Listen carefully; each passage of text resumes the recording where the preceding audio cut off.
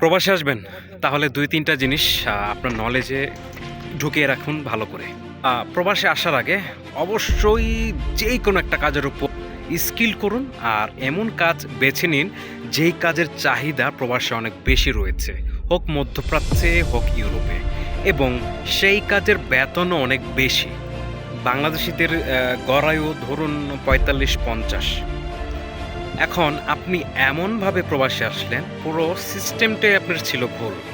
আপনি কোনো কাজকর্ম শিখেন নাই, আপনি ভালো কোম্পানি জাস্টিফাই করতে পারেন নাই, আপনি ডেলিগেট ইন্টারভিউর মাধ্যমে প্রবাসে আসতে পারেন নাই, আপনি সরাসরি এজেন্সিদের সাথে ডিল করে প্রবাসে আসতে পারেন নাই, আপনি এসেছিলেন দালাল ধরে।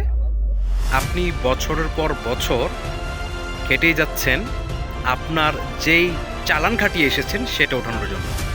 এইরকম যাতে না হয়, সর্বোচ্চ প্রবাসে থাকবেন ৫ বছর। যেটা বলতেছিলাম, ৪৫-৫০ বছরের জিন্দেগি যদি আপনি প্রবাসেই ১০ বছর, ১২ বছর কিংবা ১৫ বছর কাটিয়ে দেন। অনেক বাংলাদেশি আছে যারা ২০ বছর, ২৫ বছর পর্যন্ত প্রবাসী থেকে থাকে ফ্যামিলি ছাড়া। তো ভাইজান, মরার পরে কিন্তু আপনার জবাব দেওয়া লাগবে। আপনি যদি পরিবার রেখে আসেন, বাচ্চা কাচ্চার হক নষ্ট হচ্ছে, ওয়াইফের হক নষ্ট হচ্ছে, সবার হক নষ্ট হচ্ছে। কেন নষ্ট হচ্ছে? কারণ আপনি ভুল প্রক্রিয়াতে প্রবাসে এসেছিলেন। তো এই কয়েকটা জিনিস মাথায় রাখতে হবে যে প্রবাসে আসার আগে দক্ষতা অর্জন করুন এমন কাজে যেই কাজের ভ্যালু অনেক বেশি এবং চাহিদা অনেক বেশি। দ্বিতীয়ত, আপনি যেই কোম্পানিতে যাবেন সেই কোম্পানির লোকজন বাংলাদেশে এসে ইন্টারভিউ নিবে। আপনি ইন্টারভিউ দিবেন, পরীক্ষায় পাশ করলেই ভিসা পাবেন। তৃতীয়ত, আপনার বেতন সর্বোচ্চ যতটা নেওয়া যায়। বেসিক স্যালারি যদি দেখা গেছে ৬০-৭০ হাজার, ৮০,০০০ টাকা নিতে পারেন, সেই ক্ষেত্রে আপনার স্যালারি মান্থলি ১,০০,০০০ প্লাস আসবে। খেয়ে দিয়ে সব কিছু মোটামুটি আপনি ৮০,০০০, ৯০,০০০, ১,০০,০০০ টাকার ওপরে বা ১,০০,০০০ টাকার মতো বাংলাদেশে পাঠাতে পারবেন। এমন একটি কোম্পানি বেছে নিন, এমন কাজ বেছে নিন।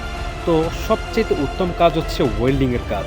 ওয়েল্ডিং দ্রুত শেখা যায়, ওয়েল্ডিংয়ের ভ্যালু অনেক বেশি। ওয়েল্ডিংয়ের মধ্যে অনেকগুলো ক্যাটাগরি রয়েছে। প্রথমত আমরা ধরি আর্ক ওয়েল্ডিং, তারপরে ধরি মিগ ওয়েল্ডিং, তারপরে ধরি টিগ ওয়েল্ডিং, আরও অনেক ধরনের ওয়েল্ডিং আছে। সাও ওয়েল্ডিং আছে, SAW আছে, EGW আছে। যেহেতু বাংলাদেশে সাও, SAW অথবা এবং EGW এই ওয়েল্ডিংগুলো নাই, টিগ ওয়েল্ডারের চাহিদা কিন্তু অনেক বেশি। সাধারণত একটা টিগ ওয়েল্ডার বাংলাদেশ থেকে মিনিমাম ১,০০,০০০ টাকা বেতন নিয়ে কিন্তু আসতে পারে। আরও কম স্যালারি দেয়, কিন্তু মোটামুটি ভালো কোম্পানি যারা, তারা কিন্তু মিনিমাম বাংলাদেশি টাকায়, বাংলাদেশি মুদ্রায় ১,০০,০০০ টাকা অফার করে থাকে। তো মোটামুটি যদি সর্বনিম্ন ধরি আমরা ৬৫, ৬৬, ৭০,০০০ টাকা বেসিক স্যালারি আপনি অ্যাভেলেবেল পেয়ে যাবেন। ৮ ঘন্টা ডিউটি যদি থাকে, আপনার ওভারটাইম যদি থাকে, থাকা খাওয়ার ফ্যাসিলিটি যদি আপনাকে কোম্পানি দেয়, সেই ক্ষেত্রে দেখা যায় আপনি ১,০০,০০০ টাকার বেশি আপনার দেশে পাঠাতে পারবেন। আবারও বলে দিচ্ছি যে জীবনটা ছোট, কম সময় প্রবাস করুন, বেশি সময় ফ্যামিলির সাথে থাকুন।